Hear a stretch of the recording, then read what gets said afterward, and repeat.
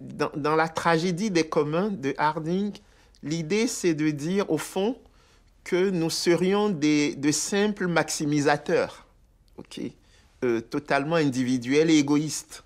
Okay. Et c'est pour ça que c'est dramatique, la conclusion, et que c'est tragique.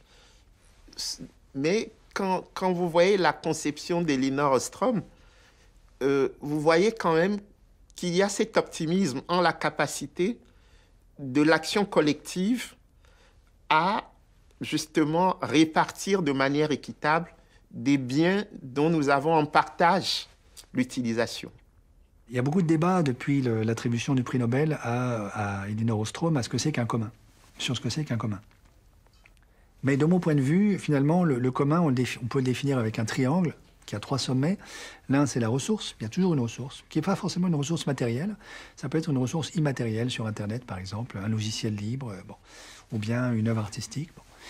La communauté, ou le collectif, disons, parce que communauté, ça, pour nous, Européens, ça renvoie déjà à communautarisme. Bon.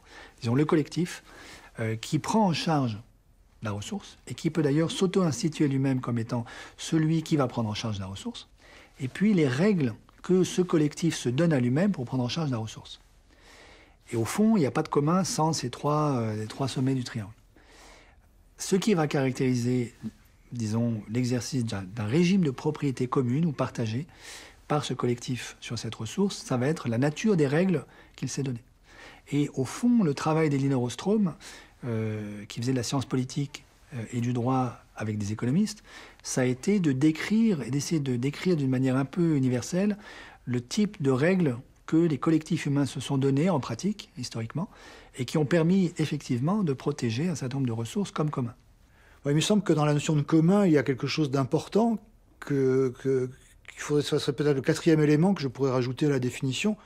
Il faut qu'il y ait des rapports de non-domination au sein du commun. Donc pourquoi on peut avoir un objet commun, on peut avoir des règles communes et des assemblées, mais on peut très bien imaginer un dispositif dans lequel il y a des rapports de domination au sein de ce fonctionnement-là. Donc si on réintroduit l'idée de non-domination, donc l'idée de « je suis libre parce que l'autre l'est également », et « je suis libre parce que je ne domine personne, en fait, et que personne ne me domine », dès que je suis dans ce rapport-là, il me semble qu'on peut obligatoirement, enfin il me semble qu'on est obligatoirement dans un type de relation qui interdit le capitalisme et la violence du marché, qui est fondée justement sur la domination. La mise en commun de biens, leur exploitation, l'organisation sociale que cela implique, apparaît à certains comme une promesse de rupture fondamentale avec le capitalisme. Pour d'autres, au contraire, ce ne serait qu'un accommodement de ce système économique.